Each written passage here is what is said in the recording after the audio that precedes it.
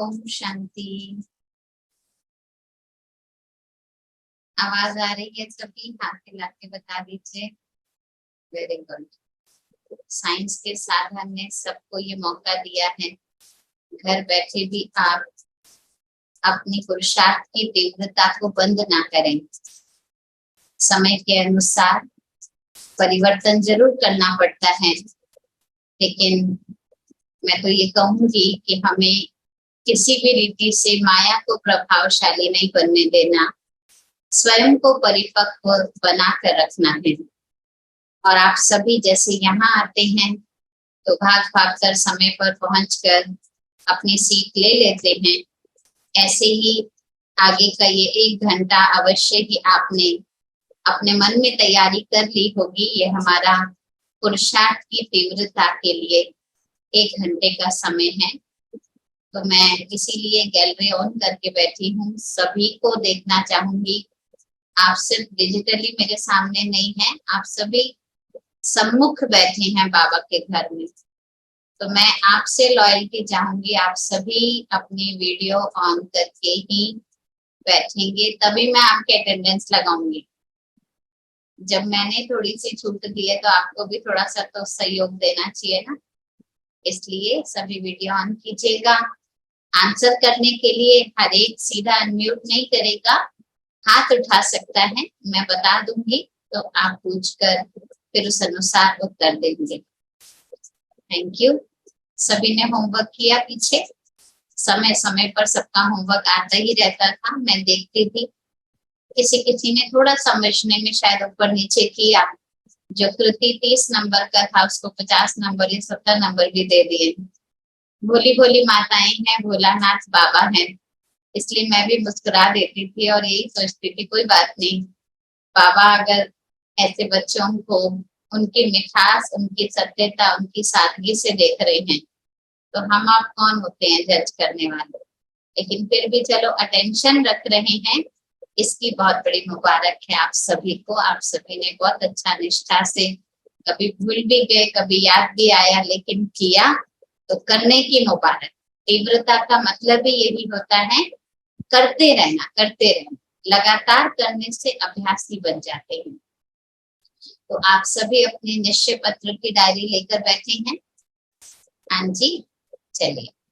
तो हम सभी कुछ समय के लिए, भले ही निश्चय पत्र आपके सामने है, अपने समक्ष बाप दादा की स्मृति में अनुभव करें बाबा एज अ फ्रेंड, बाप और दादा दोनों के रूप में मेरे सम्मुख विराजित हैं और विराजित होकर अव्यक्त वतन में दोस्ती का हाथ थामे हुए हर कदम पर मुझ आत्मा को एक हिम्मत, एक सुकून, एक सुंदर दिलासा देते हुए, कदम कदम पर क्लियरिटी दिलाते हुए मुझे इस ईश्वरीय मार्ग में चलाते रहने का नित्य प्रयत्न करते रहे।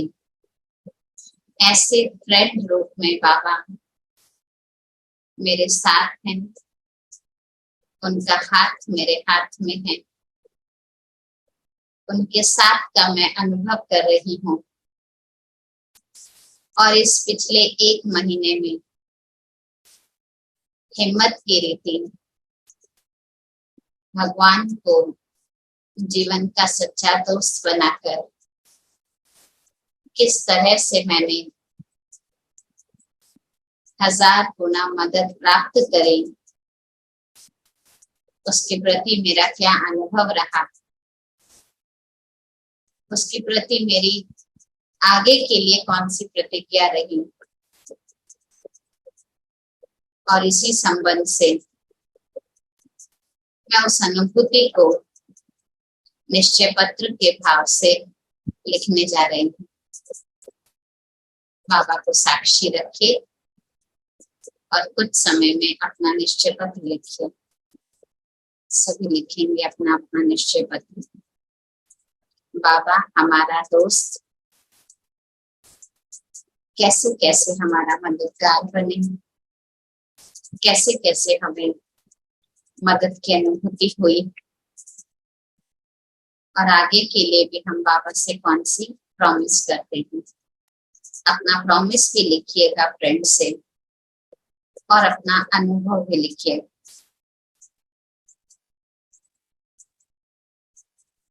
शांति। हो गया सबका? Very good.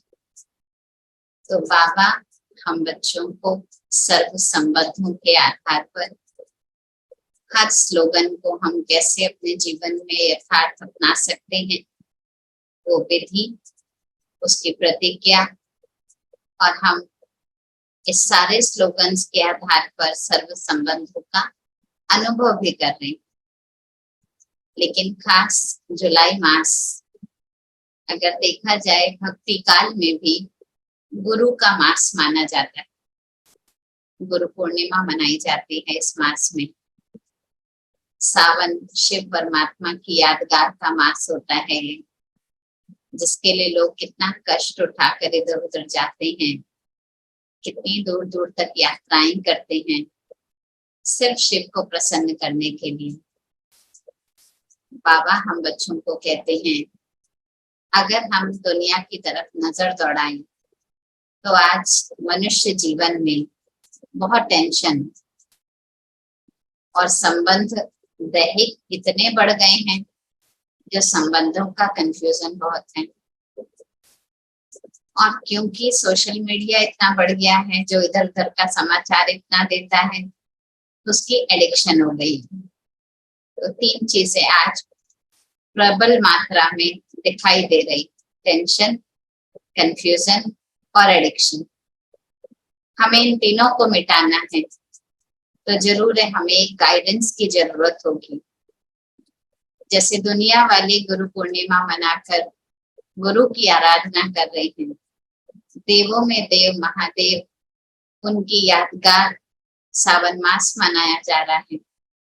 हमने सोचा इस मास हम भी सतगुरु शिव बाबा के साथ का संबंध लें। हमने पुत्र का संबंध लिया, हमने दोस्त का संबंध लिया, हमने माता का संबंध लिया, धर्मराज का भी संबंध लिया। अब जरूरत है सतगुरु के संबंध की। और सतगुरु के लिए कहते हैं, सतगुरु तेरा एक सहारा, और यदि वो सहारा है तो बाकी सब सहारे फीके हैं। इसलिए बाबा कहते हैं, मैं तुम बच्चों को ऐसा सहारा, परमानेंट सहारा देता हूँ, जो फिर हमें आधा कल तक किसी और सहारे की आवश्यकता नहीं पड़ेगी। कम से कम 21 जन्म तक हम एक बल एक भरोसा निश्चिंत रूप से चलते रहेंगे। ऐसा सतगुरु जो अविनाशी साथ निभाते हैं, अविनाशी साथी बनकर हमारे साथ रहते हैं, ऐसे परमात्मा पिता का अगर मुझे सहारा चाहिए, तो बाबा का एक स्लोगन हम कई बार अव्यक्त मुरली में सुनते आए हैं। और वो स्लोगन कौन सा है बच्चे? सर्व हदों से किनारा कर लो, यानी सर्व बातों से किनारा कर लो, तो बाप का सहारा मिल जाएगा। आवाज सभी को आ रही है ना? आप अपना फोन चेक कर लीजिए एक बारी, जिसको नहीं आ रही, ठीक है। तो बाबा हम बच्चों को यही कह रहे हैं, बच्चे सर्व बातों से किनारा करो तो एक बाप का सहारा मिलेगा। अर्थात सतगुरु जो हमें कहते हैं, तो चिंता मत कर मैं बैठा हूँ, तो वो कौन सी चिंताओं से हमें किनारा करना है, जिससे बाबा का बैठा हुआ सहारा साथ होने की महसूसता हमको अनुभव कराएगी। तो चलिए थोड़ा सा मंथन करते हैं इसी टॉपिक पर। पहला प्रश्न आप सभी नोट कीजिए, और साथ साथ अगर जो टाइप कर सकते हैं वो चैट बॉक्स में मुझे उत्तर लिखिए, और जो नहीं बता सकते टाइपिंग से वो ऐसे हाथ उठा देंगे। वीडियो में मैं देख रही हूँ, मैं उनको अनम्यूट करूंगी, आपको सिर्फ बोलना है। ओके, तो पहला प्रश्न आप लिखेंगे, क्योंकि हम सहारे की बात यहाँ पर कर रहे हैं और किनारों से छूटने की बात कर रहे हैं, तो पहले तो मालूम होना चाहिए ऐसे कौन से किनारे हैं जिनसे हमें छूटना है, क्योंकि किनारे छूटेंगे तो बाप का सहारा मिलेगा। तो ऐसे कौन से किनारे हैं जिनसे हमें छूटना है? 1 या 2 मिनट ले लीजिए और लिखना शुरू कीजिए। आपके किनारे ऐसे कौन से हैं जिनसे हमें छूटना है?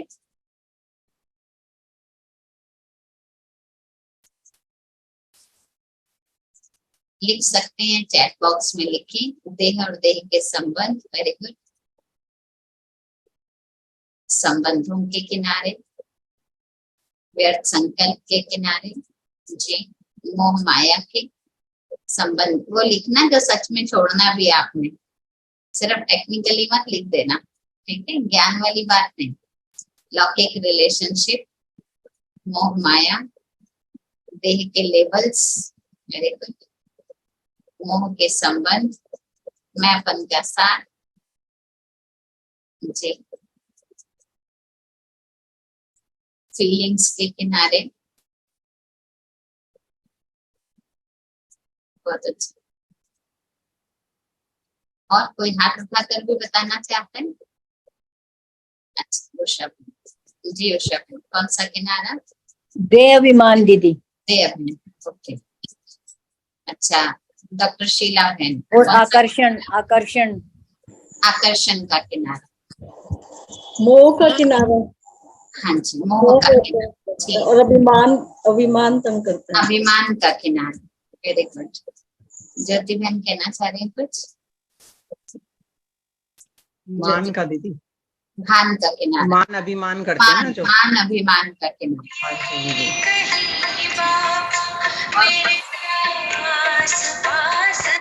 कभी से बाबा को सहारा बना लिया किसी ने। अच्छा, छाया बहन?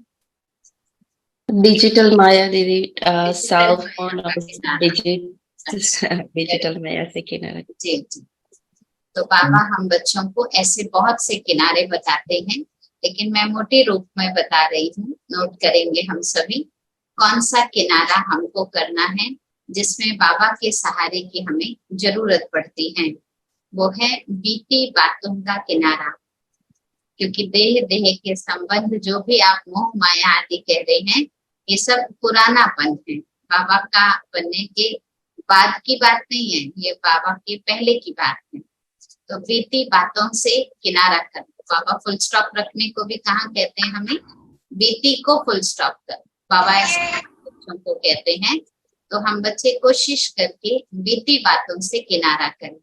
दूसरा, दुखों से किनारा करें। वो दुख हो सकता है, मान शान की फीलिंग का भी हो सकता है, संबंधों का भी हो सकता है, या कई बार एक्सपेक्टेशन जो हम रख लेते हैं उसका भी होता है। तो बाबा कह रहे इन दुखों से अपना किनारा कर लेना है। और तीसरा किनारा जो करना नहीं पड़ता लेकिन आप ही हो जाता है, वो है भक्ति का किनारा। ये बहुत जरूरी है। आज की मुरली में भी बाबा ने बच्चों को बोला था, भक्ति का किनारा अर्थात मांगने की भावना का किनारा। जब तक हम ये किनारा नहीं करते हैं तब तक हम सत्य से नहीं जुड़ पाते, सतगुरु बाबा से नहीं जुड़ पाते। बाबा जो हमें देना चाहते हैं हम उसका अनुभव नहीं कर पाते। इसलिए बाबा कह रहे बच्चे, सारी दुनिया को ओवरऑल खत्म करने की कोशिश मत करो, ये बहुत बड़ा प्रोजेक्ट है। छोटे छोटे स्टेप उठाओ। किनारे कौन से लेने हैं? तो ये मुख्य किनारे हैं। कौन कौन से? बीती बातों का किनारा, दुखों का किनारा जिसमें संबंध, एक्सपेक्टेशन और ये देह है, सारी बातें आ जाती हैं। और तीसरी बात है भक्ति का किनारा। पसंद है सभी को? पसंद है? बाबा ने हमको ये किनारे बताए। दूसरा क्वेश्चन नोट कीजिए। दूसरा क्वेश्चन, बाबा कहते इन किनारों का अर्थ क्या है? किनारा शब्द इनको क्यों बोला गया? किनारे शब्द से अभिप्राय क्या है? बाबा कई बार मुरली में कहते बच्चे किनारा करेंगे तो बाप का सहारा लेंगे। तो किनारे शब्द का अभिप्राय क्या है? दुखों से किनारा करना, उसका अभिप्राय क्या है? बीती बातों से किनारा करना, उसका अभिप्राय क्या है?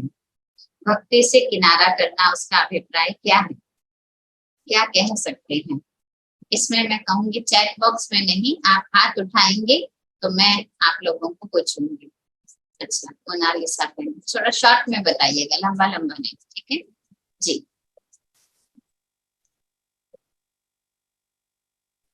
आपकी आवाज नहीं आ रही है, हेडफोन चेक करिए। नहीं आ रही है, चलिए ठीक है, कोई बात नहीं। जी दर्शना बहन बताइए, दर्शना कोचर।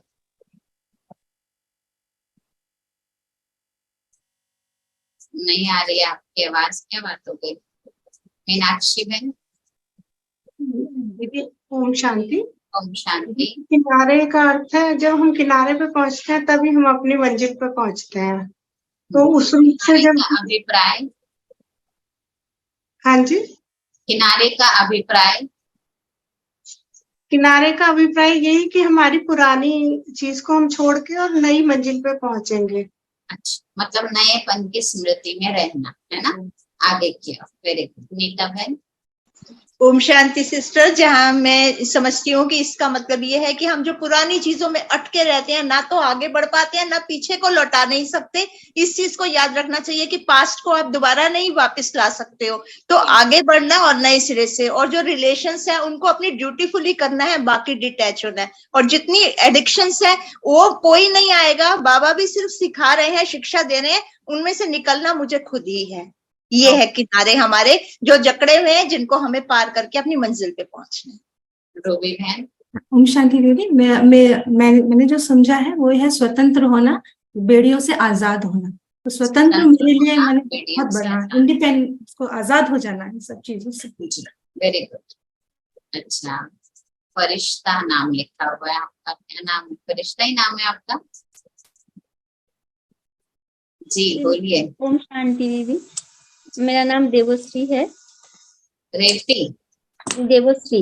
अच्छा देवश्री, जी बोलिए। दीदी इसीलिए किनारा करना चाहते हैं क्योंकि मुझे अतीन्द्रिय सुख में ही रहना है। बाबा के साथ सर्व संबंध में जो सुख होता है उसमें रहना है। तो बार बार ये मुझे खींचता है। कभी माना खींच से बचने के लिए, किसी भी प्रकार की खिंचावट से बचने का नाम आपको लगता है किनारा कर लेना है, ऐसे ही कह रहे हैं?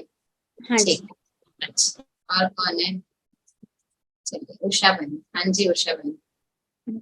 दीदी जो चीज हमें दुख देती है और जी चीज को बाबा की श्रीमत के अनुसार नहीं है, बाबा हमें उसकी राह बताते हैं। जैसे नष्टो मोहा, हमें कर्म करना है सब कुछ, लेकिन मोह में नहीं फंसना है। उसको तो आप कहते हैं किनारा करना। किनारा। ठीक। और कविता बहन, किनारा करना माना? किनारा करना माना नहीं, किनारा शब्द क्या है, किनारा मतलब क्या? ओम शांति दीदी। जी। किनारे का मतलब मुझे तो समझ आ रहा है साक्षी होके इम्प्रूवमेंट के लिए उसे देखना, छोड़ना नहीं। डिटैच होकर इम्प्रूवमेंट के लिए देख लेना, तो छोड़ना नहीं है, डिटैच होना। ठीक। और कौन है? डेजी बहन क्यों साइलेंट बैठे हैं? जी, किनारा का मतलब क्या होता है बताइए। न्यारा है, न्यारा रहते रहना। हुए, सब कुछ रहते हुए, करते हुए, जी, साक्षी। फंसना नहीं है उसमें। जी, प्रियंका बहन। हाँ जी दीदी। जी, आकर्षण से पढ़े। आकर्षण से हाँ, सभी आकर्षण। कोई झुकाव प्रभाव ना हो, इसको भी कहते हैं किनारा। अच्छा, मैसेज में भी लिख रहे हैं, फीलिंग में नहीं आना, लीव कर देना, अनकंडीशनल लव, डिटैच रहना, प्रेजेंट में रहना। Very good. और किनारा करना। अच्छा, छाया बहन बता रहे हैं। जी ओम शांति दीदी। जी। और बाबा के मूल्यों से ही है कि लेट गो करना, मीन्स जो भी चीज बीत गए उसे बीते, उसे छोड़ देना और डिटैचमेंट। निर्मल बहन, निर्मल वर्मा जी। जी, मैं कर रही हूँ आपको अनम्यूट, आप अन दबाइए। हाँ जी बोलिए। दीदी सब बातों से हमको है ना, मतलब छोड़ना, कनेक्शन खत्म करना। सब अच्छा, सब बातों से कनेक्शन कट कर लेना, कट करना, उसको कहने किराना करना। अच्छा ठीक है, चलिए सारी बातों का सार दो बातों में लिखते हैं हम। ठीक है, दो बातें कौन सी हैं वो? किनारा करने का अर्थ होता है अपनी बुद्धि की स्लेट को साफ रखना। ठीक है, अपनी बुद्धि की, मन और बुद्धि की जो स्लेट है उसको साफ रखना। उसमें आपका भुलाना आ जाता है, उसमें आपका मिटाना आ जाता है, बहुत सी बातें आ जाती हैं। तो बाबा हम बच्चों को कह रहे हैं अपनी बुद्धि की स्लेट साफ रखो। तभी आपने कई बार सुना होगा जब बाबा पढ़ाई पढ़ाते हैं तो बच्चों को क्या कहते हैं, बच्चे बुद्धि जितनी शुद्ध होगी ज्ञान रत्न उतने ही उसमें ठहरेंगे। जितना पीछे पढ़ा हुआ है उस पढ़े हुए को भूल जाओ, अनपढ़ बन जाओ, बोलते हैं ना बाबा, कई बार हमने ये बात मुरली में सुनी है। तो इसका भाव क्या है हम बच्चों के लिए? बाबा कहते हैं बच्चे अपनी बुद्धि की स्लेट को साफ रखें। माना इस स्लेट पर बाबा का बनने के बाद पिछला कुछ भी लिखा हुआ ना, अगर थोड़ा भी पिछला कुछ लिखा हुआ होगा, हम और कुछ लिखना चाहेंगे तो वो क्लियरिटी नहीं मिल पाएगी। फिर हम कहते हैं हम योग तो लगाते हैं लेकिन पता नहीं बाबा की मदद मिलती क्यों नहीं है, क्योंकि स्लेट साफ नहीं। तो बाबा की जो मदद हम लिखने के लिए यूज कर रहे हैं, अपने परिवर्तन के लिए यूज कर रहे हैं, वो अनुभव क्यों नहीं कर पाते? कारण यही है मन और बुद्धि की स्लेट को साफ नहीं किया। तो किनारा मना यहाँ पर छोड़ देना नहीं है। बाबा तो कहते बच्चे तुम्हें कुछ भी नहीं छोड़ना, भक्ति भी बाबा ने छोड़ने को नहीं बोला, लेकिन बुद्धि की स्लेट साफ रखो। पहले हम क्या करते थे, अब मुझे क्या करना? पहले भी मैं मंदिर जाती थी, अब मुझे कैसे जाना? पहले भी लोग दुख देते थे, अब मुझे दुख मिल रहा है तो मुझे क्या सोचना? दुख अभी भी है, कष्ट अभी भी है, फिजिकली भी है, मेंटली भी है, रिलेशन में भी, सब कुछ होते हुए भी मुझे मन और बुद्धि की स्लेट को साफ रखना है, क्योंकि मुझे सहारे का ज्ञान हो गया। तो इसको कहते हैं किनारा करना। तो किनारा माना छोड़ना कुछ भी नहीं है। ये नहीं ये व्यक्ति बड़ा तंग करता है तो चलो मैंने आज से इससे बात ही नहीं करना, ना मैं इसके घर जाऊं ना ये मेरे घर। बाबा ने ये व्यवहारिकता नहीं सिखाई ब्राह्मणों को। ब्राह्मणों को तो बाबा कहते और इस स्नेह से उसको भी बाप का बनाओ, बाप का परिचय दो। आप कहते इससे बात करना ही बेकार, इससे बात करके मेरी अवस्था खराब हो जाती है। तो आपकी अवस्था उस पर थोड़ी ना डिपेंड है, आपकी अवस्था तो स्व पर निर्भर है। इसलिए बाबा हम बच्चों को ये कहते बच्चे किनारा माना सारी बातें बाबा को, सारी बातें सारा बोझ बाबा को देकर अपनी स्लेट को साफ रखेंगे तो जो बाबा हमें देना चाहते हैं हम उसको एक्यूरेटली ले सकेंगे, निभा सकेंगे। तो पहली पॉइंट लिखिएगा कि हमें अपनी मन रूपी स्लेट को या बुद्धि रूपी स्लेट को साफ रखना है। दूसरी पॉइंट है हर कारण का निवारण निकालना भी किनारा करना है। प्रॉब्लम कॉन्शियस बन के नहीं रहना, लेकिन सॉल्यूशन कॉन्शियस बन के रहना।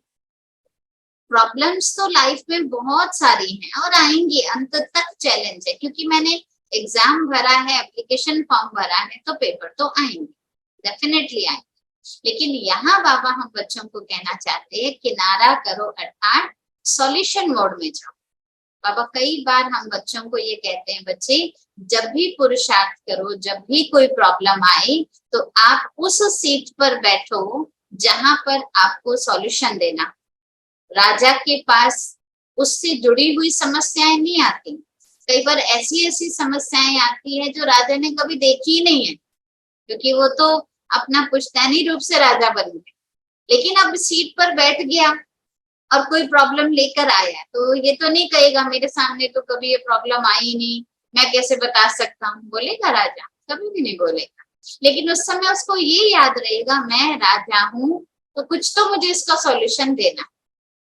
मंत्री का सहारा लेगा, जो भी उसके सलाहकार है उनका सहारा लेगा, लेकिन आखिर निवारण निकालेगा, बिकॉज वो राजा है, उसको ये याद है। तो बाबा भी कह रहे हैं किनारा करना माना कट कर लेना नहीं। दुख आया है, दुखों से किनारा माना ये नहीं कि जहां दुख मिले वहां जाना ही नहीं, जहां दुख मिले उनके पास बैठना ही नहीं। नहीं, बाबा कहते कई बार मजबूरी होती है, संबंध ऐसे होते हैं आपको उधर जाना पड़ता है, उनके सामना करना पड़ता है, उनके साथ थोड़ा सा खाना पीना बैठना भी पड़ता है, लेकिन उस कारण में भी निवारण निकाल कि मैं जाऊं तो तन से मैं वहां हूं, मन से मैं बाबा के पास हूँ। बाबा ने मन तो हमें बहुत सुंदर दिया है ना मैनेज करने के, तो ये मैनेजमेंट जब आ जाती है तब भी हमको इन कारणों से छूटना आ जाता है। तो कारण का निवारण करना यानी सॉल्यूशन कॉन्शियस बन के रहना, जितना हम समाधान स्वरूप बन के रहेंगे उतना हमारा किनारा करना हमारे लिए सहज हो जाए। कोई भी बीती बातें अगर याद भी आती हैं तो उसका निवारण क्या है, आने वाले आगे की बातों को हम याद रखेंगे तो बीती हुई बातें अपने आप भूल जाएंगे। क्योंकि बीती तो अब कब आएगी, अब कब आएगी, 5000 वर्ष के बाद आएगी, और जब वो आएगी तब हमें याद भी नहीं होगी। अभी याद है ना ये, तब तो याद ही नहीं होगी, तो बाबा कह रहे क्यों याद करेंगे। तो ये नॉलेज निवारण के रूप में जितना हम क्लियर रखते हैं उतना हमें स्पष्ट रहता है कि हम किनारा कर पा रहे हैं। तीसरा क्वेश्चन लिखिए। तीसरा क्वेश्चन है किनारा करें कैसे। एक शब्द का आंसर है किनारा करें कैसे, उसका एक शब्द का आंसर है। चैट बॉक्स में लिखिए एक शब्द का आंसर किनारा कैसे करें। अच्छा, चित्रा बहन ने हाथ उठाया। जी चित्रा बहन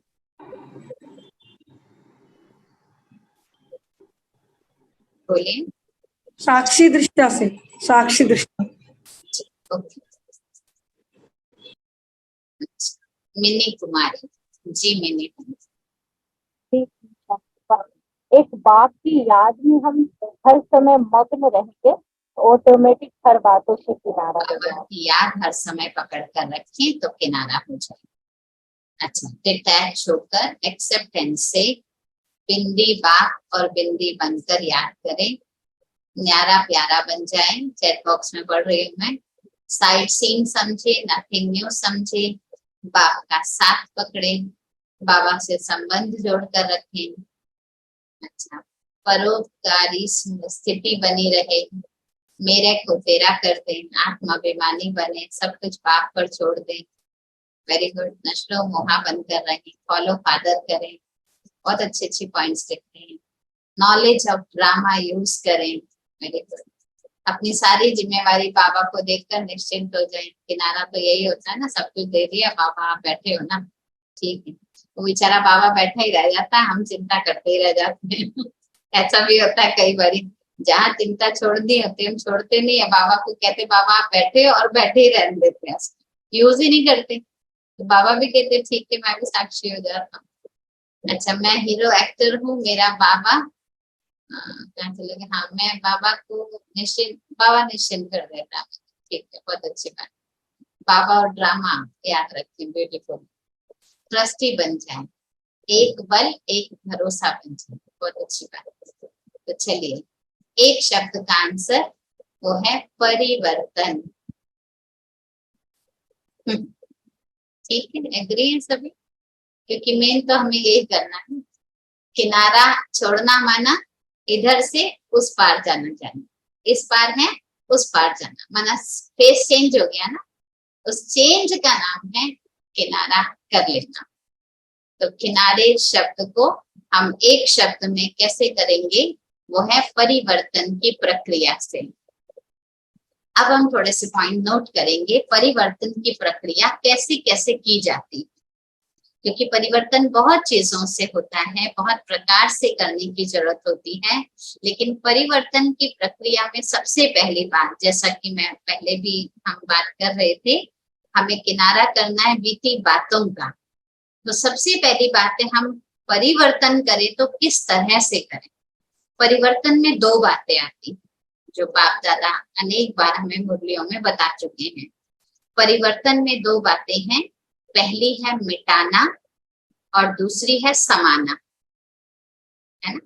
कोई भी बात आती है, या तो उसको मिटा दे यानी भुला दे, या उसको समान दे। अच्छा, समाने के भी दो तरीके होते हैं।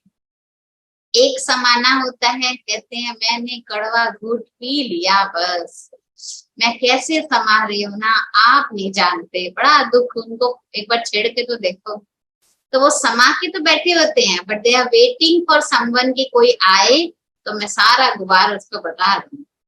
तो क्या वो समाना है?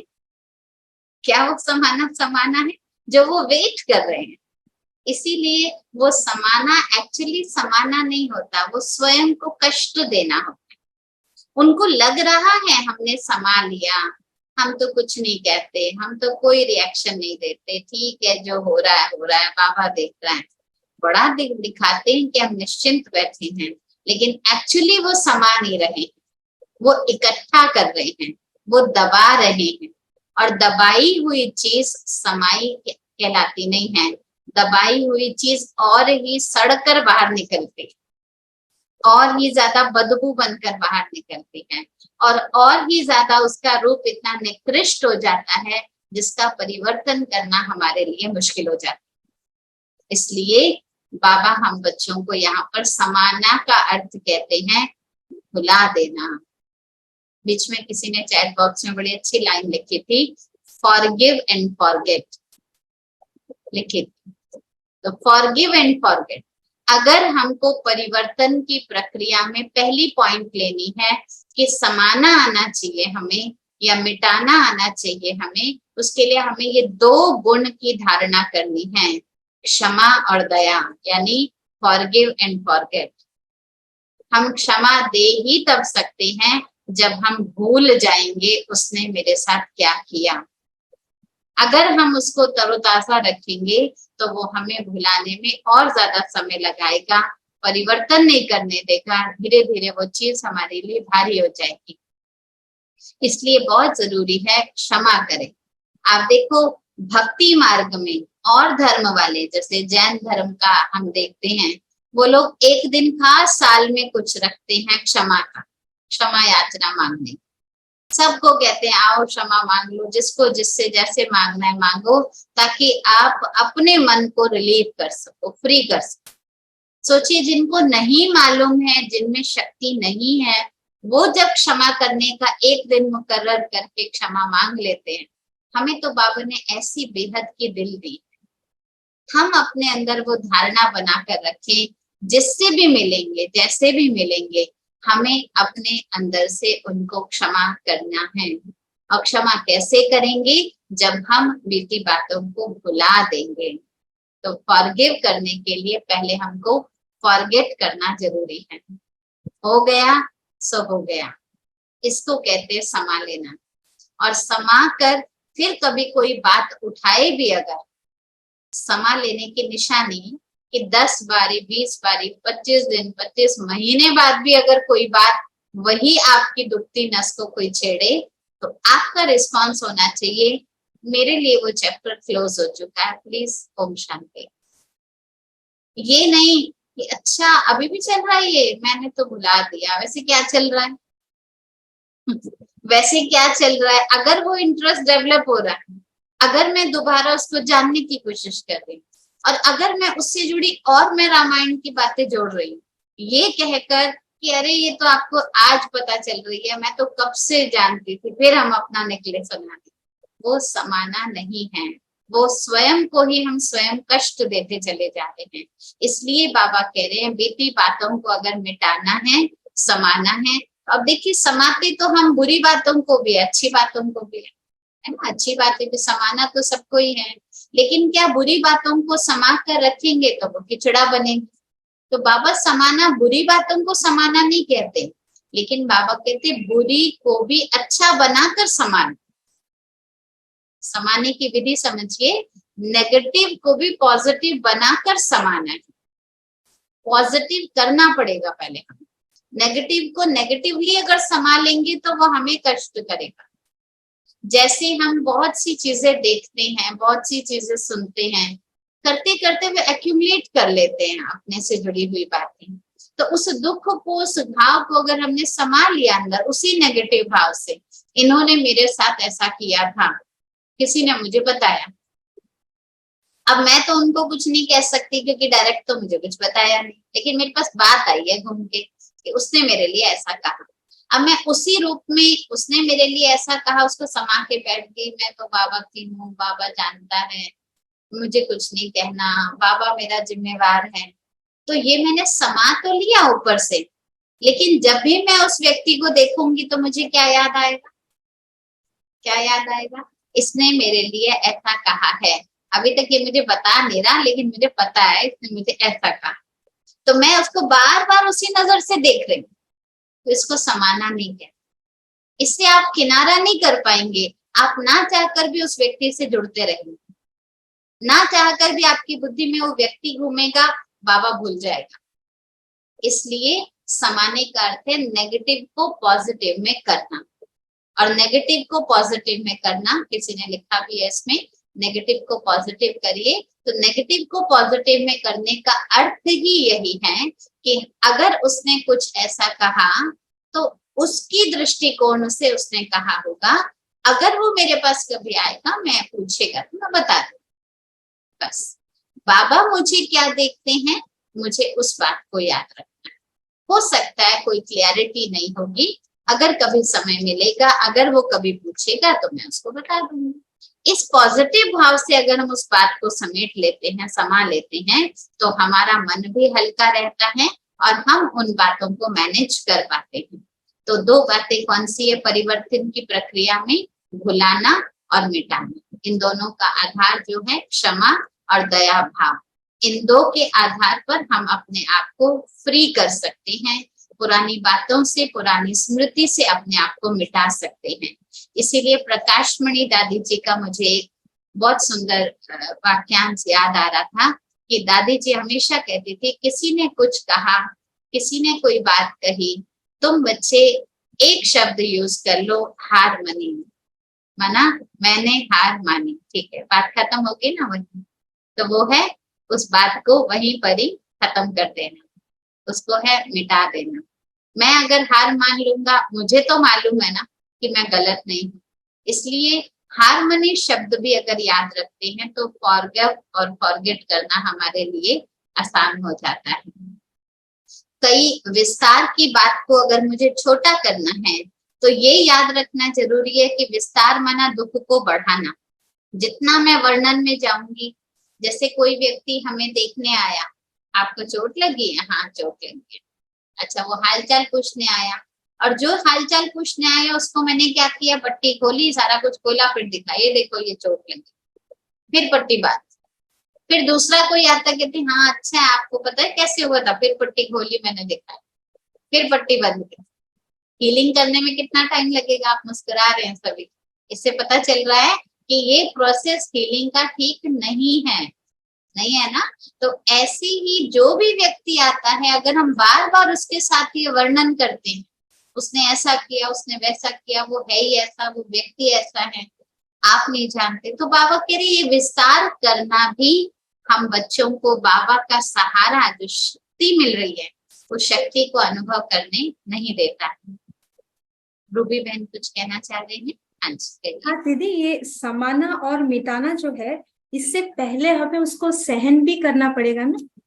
कोई भी जब सिचुएशन आ रही है, उसको समाने, जैसे नेगेटिव आ रही है, कुछ भी आ रहा है, उसको मिटाने से पहले हमें उसको सहन करने की शक्ति पहले धारण करनी होगी ना दीदी। उस समय पहले सहन, उसके बाद उसको संभालेंगे अंदर। सहन करना शब्द ना, ये शक्ति में आता है, और कई बार सहन करना मजबूरी भी माना जाता है, या कभी हम सहन करते ना, तो ये शब्द कई बार लोगों की मनोवृत्ति में ये बात आ जाती है कि हम सहन करते हैं तो लोग हमारा फायदा उठाते हैं। इसलिए बाबा कह रहे जो अपने आप से कर सके ना, सहन शब्द दिखता भी है, प्रकट भी होता है, लेकिन समाना शब्द का अर्थ होता है उसको डिसॉल्व कर देना। उसमें क्या है? मेहनत नहीं है, उसमें सिर्फ अटेंशन है। समाने में अटेंशन है, सहन करने में एफर्ट है। थोड़ा सा अंतर है, करना हमें पड़ेगा, ये भी तो एक मेहनत ही है, लेकिन इस मेहनत में अटेंशन ज्यादा है हमारा। स्मृति जितनी हमारी बनी रहती है, उतना हमें समाना आसान रहता है, क्योंकि परिवर्तन की प्रक्रिया की बात चल रही है यहाँ। किसी भी चीज को मुझे बदलना होता है ना, आप देखो कई बार घर में भी, घर को तोड़कर नया बनाना है, तो या तो सारे चीज तोड़ तोड़ के हटा देते हैं उसको, या फिर दबा देते हैं उसको, अंदर एक खड्डा बनाते उसी में डाल देते, फिर नया तैयार करते उसके ऊपर। तो जितना हम पुरातन चीज को समा या मिटा देंगे, क्योंकि सहन करने वाली भावना जो होगी, मनोभाव जो होगा, वो क्षमा भाव को उत्पन्न नहीं करने देता। इसलिए बाबा कहते हैं विशाल दिल बनकर समा जाओ, माँ बनकर समा जाओ, विस्तार को विस्तार मत होने दो, कोशिश करके उसको सार में ले आओ, उसका निवारण निकाल लेंगे तो हमें सहन लगेगा भी नहीं, उस तक जाना ही नहीं पड़ेगा। ये भी बाबा हम बच्चों को बताते हैं। फिर उसमें सबसे इम्पोर्टेंट बात, बाबा का एक नाम है भोलानाथ। तो बाबा यहाँ पर ये भी कहते हैं, जब आप क्षमा करो, जब आप दया करो तो भोले बनकर, दिखाकर नहीं, दिखावट वाला नहीं, भोलापन का भाव यहाँ पर क्या आता है। ऐसा नहीं है उस व्यक्ति को पता नहीं है मेरे साथ क्या हुआ, ऐसे नहीं उस व्यक्ति ने मेरे को कुछ बोला तो क्या उसको हर्ट नहीं होता, ऐसा नहीं उसकी इज्जत नहीं है, उसको कुछ भी बोल दो इसको कोई फर्क नहीं पड़ता, ये संभाल लेता है, ये रिएक्ट नहीं करेगा, पता सब कुछ होता है। लेकिन यहाँ भोलापन का भाव होता है कि वो उस जानकारी को अपने अंदर लाने ही नहीं देता, जो जानकारी उसको दुख दे, भोला इसे कहते हैं। इसीलिए भगवान को भोलानाथ क्यों कहते हैं? क्या बाबा नहीं जानते हम बच्चे उनके साथ क्या कर रहे हैं? क्या बाबा को नहीं पता? बाबा हमको श्रीमत देते, हम उसका पालन नहीं कर पाते कई बार, या हम कुछ अवज्ञा कर लेते, बाबा सब देखते हैं। लेकिन ऐसे बाबा बात करते हैं जैसे कुछ भी नहीं हुआ, मीठे बच्चे ये कर लेना, अच्छा पहले नहीं किया अब ऐसा किया, किसी और ने ऐसा किया होगा, आप थोड़ी ना ऐसे कर सकते। बाबा कहते बच्चे तुम थोड़ी ना भूलते हो, माया बुला देती है। ये देखो बाबा का टेक्स्ट कितना अच्छा है बच्चों को आगे बढ़ाने का। ऐसे भोले बन जाते हैं जो उस स्वरूप में भी नहीं आते बच्चों के सामने, जो बच्चों के लगे हाय बाबा क्या करेंगे, बाबा को कैसा लगे। तो पहली पॉइंट हम इसको लेते हैं कि हम बच्चे अपने आप के अंदर परिवर्तन की प्रक्रिया में भुलाना और मिटाने को लाएं। दूसरी बात, अगर मुझे किसी कारण का निवारण करना है, अपने दुखों को खत्म करना है, और अगर मुझे अपनी परिवर्तन की प्रक्रिया को किनारे के साथ बाबा के सहारे तक लेके जाना है, तो दूसरा तरीका है डाइवर्जन का। डाइवर्जन माना कई बार कहते हैं ना ध्यान बंटवा लेना, अपना अटेंशन डाइवर्ट कर लेना। जैसे छोटे बच्चे गिर जाते तो उनको क्या कहते हैं, वो देखो चींटी मर गई, उनका ध्यान उसकी तरफ ले जाते तो उनको जो अपनी चोट लगी है वो ध्यान खत्म हो जाए। या वो देखो आप जीत गए हो, उसको जीत की तरफ ध्यान ले गए तो उनका ये जो अटेंशन अभी का होता है वो समाप्त हो जाता है। तो बाबा यहाँ पर हम बच्चों को कह रहे हैं ध्यान को दूसरी तरफ ले जाना, अर्थात किस तरफ ले जाएं। अब ये तो नहीं कि चोट लगी है और मैं कोई कॉमेडी सीन देखने लग जाऊं तो चोट ठीक हो जाएगी, ये मत समझना, क्योंकि बाबा ने ये वाला डाइवर्शन नहीं कहा। डाइवर्शन का मतलब होता है एक हेल्दी डाइवर्शन, एक ऐसा डाइवर्शन जिसके आधार पर हम बच्चे अपनी कमी, अपनी कमजोरी, अपने दुख, अपनी तकलीफों को मैनेज कर सकें और बड़ी हैप्पीली मैनेज कर सकें। उसके लिए डाइवर्शन करो, ईश्वरीय स्मृति में अपने को एंगेज करो। जितना हो सके बार बार ईश्वरीय स्मृति में अपने को इमर्ज करेंगे तो जो बातें हैं वो धीरे धीरे फेड होती चली जाएंगी। आप देखो जैसे किसी का नंबर आप रोज मिलाते हो तो वो आपको याद हो जाते हैं, और किसी का नंबर आपने कभी कभी मिलाया तो आप कहते हो कहीं सेव तो किया था, पता नहीं किस नाम से किया था, मुझे याद नहीं आ रहा, आपको मुश्किल पड़ रही। ऐसे अगर हम कोई भी दुख, कोई भी घटना, कोई भी बात जिनसे हम छूटना चाहते हैं उनको रिपीट मोड पे नहीं डालो, उसको रिपीट मोड पे नहीं डालो। समझ आ रहा, क्लियर हो रही है बात? जितना हम रिपीट करते हैं, डिस्कस करते हैं, उसके बारे में बात करा, उसके बारे में सॉल्यूशन दिया, कभी इससे पूछा, कभी उससे पूछा, कभी किसी और से पूछा, हर एक से पूछते रहते, माना हम सबकॉन्शियस माइंड में उसको रिपीट कर रहे हैं।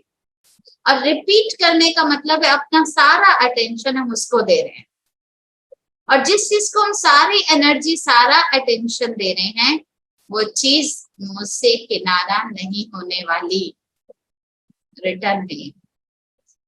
इसलिए अगर किनारा करना है तो उसकी तरफ डायरेक्शन मोड़ दीजिए, खत्म कर दीजिए, वहां से उसकी तरफ रिपीटेडली ध्यान देना छोड़ दीजिए।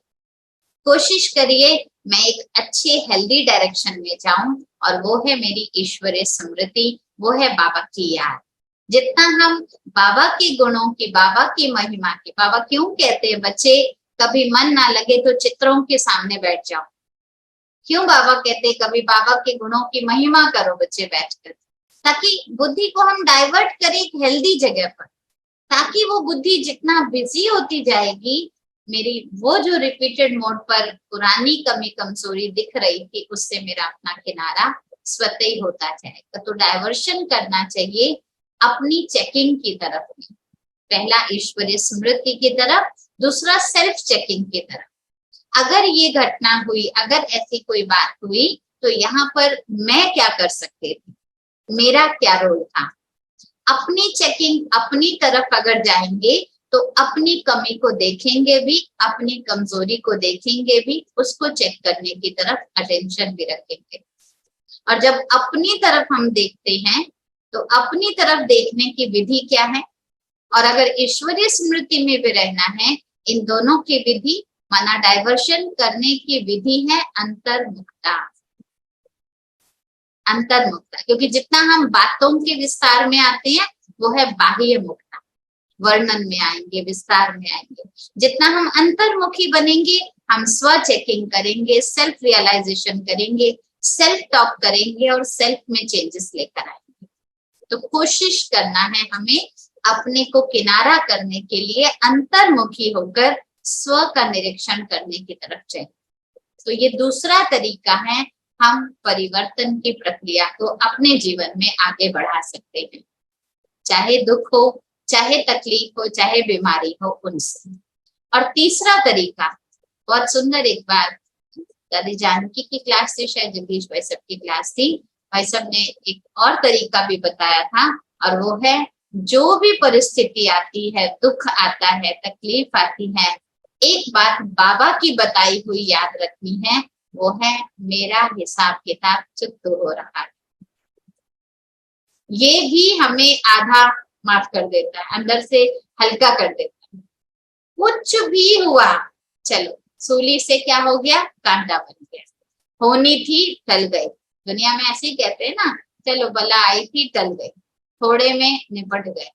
जब हम कोई भी तकलीफ को, कोई भी परेशानी को, कोई भी सिचुएशन कोई ऐसी आती है, अगर हम ये सोचते हैं ना हिसाब किताब चुकता हो रहा है, जो मैं अपना पर्सनल शेयर करूं, तो मेरे पास अगर कोई ऐसी प्रॉब्लम आती है ना, या कोई व्यक्ति मुझसे शेयर करता है, तो मैं उनको एक लाइन बोलती हूँ जो मेरे जहन में घुसा हुआ है बाबा की बात, वो ये कि यहाँ चुप तो कर लो, वहां धर्मराज सैल्यूट मारेगा। तो मैं हमेशा विजुलाइज यही करती हूँ कि मैं जब जाऊंगी ना, धर्मराज सैल्यूट मार, बस मुझे ऐसा पुरुषार्थ कर, आ जाए जितनी परीक्षा आनी है, आ जाए जितनी प्रॉब्लम्स होनी है, कुछ भी हो, मुझे धर्मराज सैल्यूट मारे, मैं उसके लिए रेडी हूँ।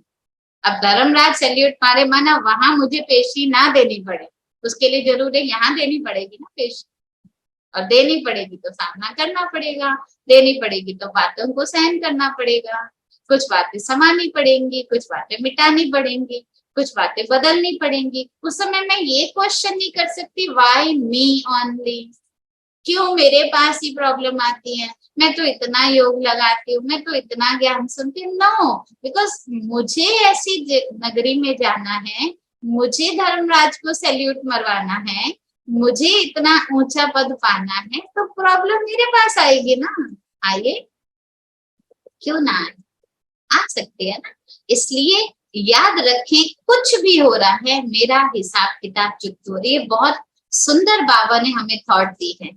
तो बड़ी बात भी कैसे लगेगी, छोटी लगेगी। बड़ी से बड़ी प्रॉब्लम भी आएगी, हमको ऐसा नहीं लगेगा क्यों आएंगे, मेरे पास ही क्यों आएंगे, ऐसे नहीं होना चाहिए था। ये क्वेश्चन खत्म हो जाएंगे और समाना शुरू हो जाएगा। चुप तो हो रहा है जब दिखेगा ना, आप देखो किसी को पता चले आज मैंने 500 कमाए, चलो एक कर्जा उतर गया, अभी 10 लोग और रहे पड़े, फिर 1000 कमाऊंगा, इसको भी निपटा दूंगा। टारगेट रखता है ना वो व्यक्ति जिसके ऊपर कर्ज होता है, उसको फिर पता हो अच्छा 2000 कमा के इसको भी फ्री कर देना, अभी कितने बच गया था, 2 और बच गए ना, जल्दी से ये भी कर दो। तो उसके अंदर और एनर्जी लेवल बढ़ता है। अगर उसको ये दिख रहा होता है ना, मेरा 1 कर्जदार पूरा हो गया, 2 पूरा होगा, 3 पूरा हो गया, बस 2-3 रह गए हैं, वो भी पूरे हो जाए, तो आप सोचिए उसकी एनर्जी बढ़ती है। वो सिर पकड़ के बैठा नहीं रहता कि 7 थे अभी तो 1 ही हुआ है, ऐसे नहीं बोलता। जिसको लग रहा होता है ना कि सच में मेरे कर्ज कट रहे हैं, वो हमेशा उसी एंथुजियाज्म में रहता है, मेरे कर्ज खत्म हो रहे हैं, आज ये खत्म कल वो खत्म, वो अपनी लिस्ट बना के रखता है। ऐसे मुझे भी अपनी जो भी प्रॉब्लम्स है, कर्ज एक खत्म हो गया, ये वाली बात, हाँ ये मैंने क्षमा कर दिया, ये वाली बात इनको तो मैंने माफ कर दिया दिल से, मैंने तो इसके प्रति और अच्छी भावना रखी है। ऐसा सोचकर उस खुशी उमंग में रहते हैं ना, तो ये किनारे करने नहीं पड़ते, हमें किनारे सहज किनारे हो जाते। इसलिए ये भी ध्यान रखें, ये पॉइंट हमें परिवर्तन करने में, अपनी दृष्टि अपनी स्मृति बदलने में मदद करती है कि मेरा अगर कुछ भी हो रहा है नेगेटिव, तो मेरा हिसाब किताब चुकतो हो रहा है। जितना हम इस फीलिंग से कार्य करते हैं उतना हमको नेगेटिव भी पॉजिटिव दिखाई देता है। अपनी फीलिंग जो है उसको हमें एक्सप्रेस जरूर करना है, सिर्फ थिंकिंग में मत रखना हिसाब किताब चुकतो हो रहा है, फीलिंग में रखना, ये नोट करिएगा, थिंकिंग में नहीं। कई बार हमें टेक्निकल पता होता है, चलो हिसाब किताब था मेरा, या कोई व्यक्ति कहता है अरे आप बड़े बड़े एक के बाद एक आपको बीमारी आती जा रही, हम कहते हैं हाँ जी कोई होगा हिसाब किताब, ये सोच है।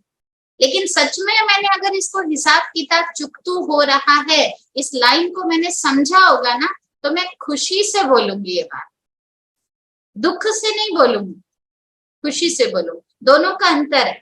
सोच से अगर मैं बोल रही हूँ तो मेरे चेहरे पर चिंता होगी, हिसाब किताब है, बहुत बड़ा किताब दिखाई देगा। और अगर फीलिंग से बोलूंगी हिसाब किताब चुकतो हो रहा है, तो एक स्माइल होगी चेहरे पर कि चलो खत्म, एक और चीज खत्म, आ जाए कोई बात। तो बाबा कह रहे ये फीलिंग है। अच्छा, अब इन तीनों चीजों को अगर मुझे, चाहे वो मिटाना है, चाहे वो भुलाना है, समाना जिसको कहा जाएगा, किसी भी विधि से हम कर रहे हैं, चाहे वो डाइवर्ट करना है, चाहे वो हिसाब किताब मुझे चुकतो कर रहे हैं, इसकी स्मृति रखनी है, उसके लिए अगर मुझे बाबा का सहारा अनुभव करना है, तो बाबा का सहारा हमको क्या बताता है, ये आप क्वेश्चन बताइए, बाबा का सहारा क्या है जिससे मैं ये तीनों चीजें, जिसको किनारे करने की प्रक्रिया बताइए वो इजी हो सके। तो बाबा का सहारा क्या है, लिखिए, चैट बॉक्स में लिख सकते हैं तो लिखिए, हल्का बनाएगा। ओके जी, चित्रा बहन ने हाथ उठाया है, बोलिए। बाबा का सहारा बाबा की श्रीमत है। बाबा की श्रीमत है, वेरी गुड, सतगुरु की श्रीमत जी। और कोई? बाबा का सहारा याद से चुटकी में निकल जाए। ओके, और बाबा का सहारा शक्ति मिलेगी, वेरी गुड। और बाबा का सहारा मुरली है। अच्छा, गुलशन है, निश्चिंत हो जाएंगे, निश्चिंत हो जाएंगे बाबा का सहारा। ओके, और लक्ष्मी बहन, बाबा का सहारा, बोलिए बोलिए। बाबा का साथ अनुभव होगा, ये कह रहे हैं, बाबा का साथ और हाथ, बाबा का साथ और हाथ सदा साथ है, ऐसा अनुभव होगा, ये है बाबा का सहारा। अच्छा, संतोष बहन, बाबा का सहारा माना एक बल, एक भरोसा, एक बाप दूसरा ना कोई, ठीक है, वेरी गुड। अच्छा, हरमन सैनी जी। राजरानी, वैसे मेरे बेटे की आइडिया है दीदी। ओम शांति दीदी। अगर हम मुश्किल समय में भी अगर हम हिम्मत से डटे रहें और उसमें भी मतलब परिस्थिति डगमग, सहारा माना क्या, एक वर्ड। बाबा का सहारा मुश्किल समय में बाबा के अड़ल रहना, उस पे मतलब अटल रहेंगे, हम अटल रहेंगे जी, वेरी गुड। अच्छा, बंधन मुक्त रहेंगे, बाबा से सर्व संबंध रखेंगे, मेरा तो एक शिव बाबा, दूसरा ना कोई रहेगा, ज्ञान है बाबा का सहारा, ठीक, वेरी गुड। चलो, टाइम को देखते हुए मैं बताती हूँ। बाबा का सहारा माना शुभ चिंतक और शुभ चिंतन का भाव बन रहना, जो भी है ये ज्ञान से ही तो मिलता है ना, हम ठीक लिखा है आप सबने, निश्चय बुद्धि रहेंगे, बाबा का ज्ञान बुद्धि में रहेगा। लेकिन बाबा का सहारा मिल रहा है, उसका अर्थ है कोई कुछ भी कर रहा है मेरे साथ, लेकिन मेरी भावना उसके प्रति शुभ चिंतक और शुभ चिंतन की रहती है। मुझे किसी भी प्रकार का कोई और चिंतन नहीं आता, और शुभ चिंतक और शुभ चिंतन बना रहे, उसके लिए एक काम जरूर कीजिएगा जो आज की दुनिया में जरूरत है, नेगेटिव इंफॉर्मेशन को लेना बंद करें। क्योंकि जो हम सोचते हैं, जो हम देखते हैं, जो हम पढ़ते हैं, वो हमारी बुद्धि स्टोर कर लेती है। और जो हमारी बुद्धि स्टोर करती है वो आज नहीं तो कल एक्टिव जरूर होगी।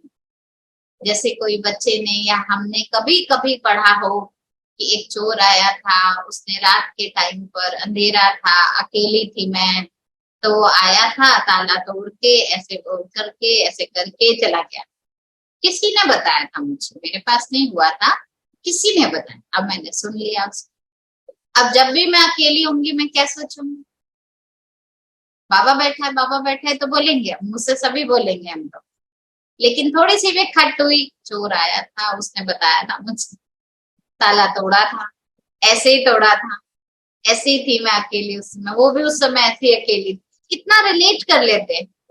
इसलिए ऐसी बात की इमेज को अंदर लाने ही मत। हमेशा इमेज रखो, ग्लोब पर मैं बैठी हूँ, बाबा की शक्ति मेरे पे आ रही है, सारे ग्लोब को मैं शुभ चिंतन दे रही हूँ, सबका भला, जिसने जो भी किया, मेरा हिसाब किताब चुकतू करने की वो आत्मा निमित्त बनी, बाबा उनका भी थैंक्स। ऐसी शुभ भावना, ऐसा शुभ चिंतन, जब भगवान मुझे एक्सेप्ट कर रहा है कैसी भी मैं थी, तो मैं क्यों दूसरे को एक्सेप्ट ना करूं? सबका भला, सबका। बार बार हम अगर इस भावना से सारे वर्ल्ड की आत्माओं को सामने लेकर सकाश की भावना रखते हैं और ऐसा महसूस करते हैं कि सारी दुनिया को हम कुछ ना कुछ दे रहे हैं और खासकर परमात्मा शक्ति प्रदान कर रहे हैं, तो अंदर से वो निश्चिंतता बनी रहेगी, बाबा का सहारा अनुभव होगा। तो क्लियर है, किनारा करेंगे तो बाबा का सहारा मिलेगा। किनारा किससे करना है? हमें बीती बातों से करना है, दुखों से करना है, भक्ति की कोई भी आदतों से करना है। किनारा करने की प्रक्रिया है परिवर्तन की प्रक्रिया। परिवर्तन के लिए हमें 3 मुख्य बातें लेनी है। एक है मिटाना और समाना, जिसमें हर प्रकार के और भी दिव्य गुण आ जाते हैं। दूसरा, अपनी बुद्धि को डाइवर्ट करना, माना अच्छे ज्ञान चिंतन में, ईश्वरीय स्मृति में अपने आप को डाइवर्ट कीजिए, अपना अटेंशन अच्छी जगह लेके जाइए, रिपीटेड मोड में। किसी भी अपनी पुरानी बात को याद मत रखिए। और तीसरा जो है, कोशिश करें कुछ भी आया उसको सहर्ष स्वीकार करें, फीलिंग से स्माइल, विद स्माइल स्वीकार करें कि मेरा हिसाब किताब चुकता हो रहा है। अगर हम इन 3 मुख्य बातों को लेते हैं और हमेशा अपने आप को बाबा के साथ कंबाइंड बनकर, सतगुरु की श्रीमत मुझे मिली है, जैसे बाबा मुझे सदगति देते हैं, जैसे बाबा कल्याणकारी बन मेरा कल्याण कर रहे हैं, मुझे सर्व का कल्याण करना। एक पत्थर भी ठोकर मार रहा है, मुझे उसका भी कल्याण हो, दरवाजे ने धक्का मारा उसका भी कल्याण, व्यक्ति का तो क्यों ही ना हो। तो सबको कल्याण की दृष्टि से देखने के लिए शुभ चिंतक मणि, शुभ चिंतन में रहना, ये मेरा अभ्यास मुझे करना है। तो हमारा एक्शन प्लान क्या होगा? वैसे तो मैं लिखकर आप सबको भेज दूंगी, लेकिन हम फिर भी रिवाइज कर लेते हैं। पहली पॉइंट रहेगी, सारे दिन में जो भी जिसके भी संपर्क में आए उसके प्रति क्षमा और दया का भाव कितना रहा। कोई भी आया, पुराना आया, नया आया, जैसे भी आया, मैं लिखकर आपको प्रॉपर भेज दूंगी ग्रुप में। लेकिन ये होमवर्क हमारा रहेगा, सारे दिन में सबके प्रति जो भी व्यक्ति वस्तु वैभव जिसको भी हम देख रहे हैं उसके प्रति क्षमा का भाव, रहम का भाव मेरा कितना रहा। दूसरा, सतगुरु बाबा की स्मृति में कितना बिजी रहे। बाबा सतगुरु मेरा साथी है, इसका मतलब है जैसे बाबा मेरा कल्याण कर रहे हैं, मैं सर्व का कल्याण कर रही। इमेजिन क्या करेंगे, बाबा की रेजेस मुझ पर आ रही है, मेरी दृष्टि से सारे विश्व पर। ये इमेजिनेशन कितना समय मुझे सारा दिन रहे। तीसरा, सतगुरु वरदान देते हैं, इसीलिए गुरु का वरदान बहुत ऊंचा माना जाता है। तो वरदानी समय होता है अमृत वेला। तो अमृत वेला और अंतर्मुखता 2 ए करना है, ठीक है।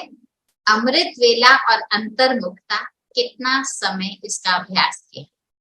अमृत वेला मेरा एक्यूरेट रहा और अमृत वेले के साथ साथ सारा दिन मैंने अंतर्मुक्ता का अभ्यास कितना किया। अंतर्मुक्ता क्लियर है, आपको बता चुकी हूँ। अंतर्मुक्ता चुप रहना नहीं है, अंतर्मुक्ता माना स्वचिंतन करना, अपनी चेकिंग करना, अपने को देखना। और लास्ट एक होमवर्क और करेंगे, चौथा, रोज सदगुरु को चार्ट लिख के देंगे, क्योंकि बाबा ये बहुत इन दिनों में मुरली में हम बच्चों से कंप्लेन कर चुके हैं, बच्चे मुझे पत्र नहीं लिखते, बच्चे भूल जाते हैं।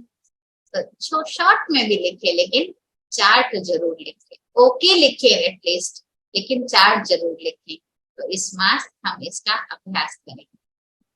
क्लियर है सभी को? क्लियर है? चलते हैं हम सभी बाबा को याद करते हैं। सभी थोड़ा सा अलर्ट होकर बैठे, डायरी पेन सब साइड में रख दीजिए। अभ्यास करते हैं सतगुरु श्री बाबा का। महसूस कीजिए मैं आत्मा ब्राह्मण स्वरूप में सारे देह और देह के संबंधों को भूलकर सतगुरु श्री बाबा ब्रह्मातन में विराजित होकर मुझात्मा के सम्मुख वरदान देने के लिए अवतरित हुए। हर एक महसूस करें मेरे बिल्कुल सम्मुख बैठे हैं बाप और दादा, इतना नजदीक सतगुरु का दर्शन, इतनी समीपता का अनुभव सतगुरु श्री बाबा से आज मुझ आत्मा को करने का मौका मिला है। सतगुरु बाप का वरदान, उनकी कृपा की दृष्टि, उनके रहम का भाव और कल्याणमय स्मृति के आधार पर मैं आत्मा स्वयं को उनकी प्रकाशमयी दृष्टि के बीच एक सुरक्षा कवच के औरे में स्वयं को अनुभव कर रही हूँ। प्यारे बाबा के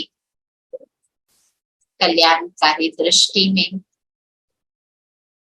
मैं बिल्कुल सेफ हूँ, सुरक्षित और हर्षित। जिसे दुनिया ढूंढ रही हूँ वो सतगुरु मेरे समीप है। ऐसी सतगुरु की छत्र छाया में मैं आत्मा भी स्वयं को वरदानी मूर्त अनुभव कर रही हूँ।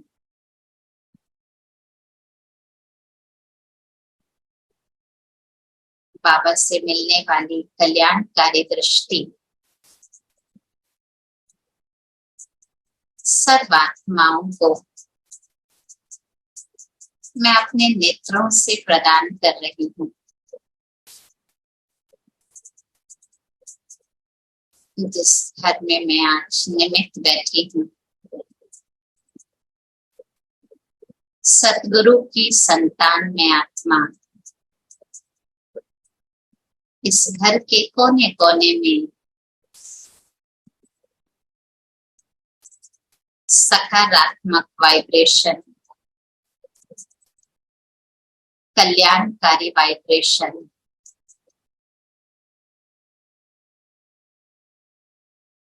और शिव बाबा की शक्तिशाली वाइब्रेशन सारे घर में पहुंचा रही हूँ। इस समय के जो भी मेरे संबंधी हैं, ये सब इस कल्याण के रास्ते में मेरे सहयोगी हैं। ऐसे शुभ चिंतन से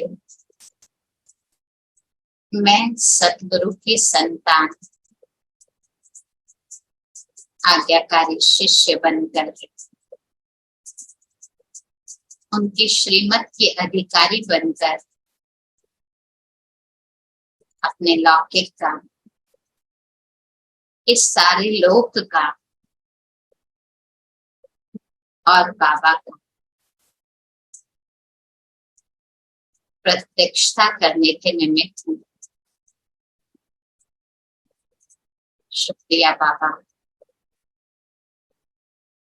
ऐसे ही आपकी कल्याणकारी दृष्टि में आपके वरदानी मूर्त के द्वारा वरदानों की छत्र छाया में मैं आत्मा आपको अपने सम्मुख पाकर सदा अपने जीवन को मर्यादाओं में उत्तम बनाऊंगी। ओम शांति। इस वीडियो से संबंधित अधिक जानकारी प्राप्त करने के लिए और निशुल्क राजयोगा मेडिटेशन सीखने के लिए आप नीचे दिए गए नंबर्स पर हमें संपर्क कर सकते हैं।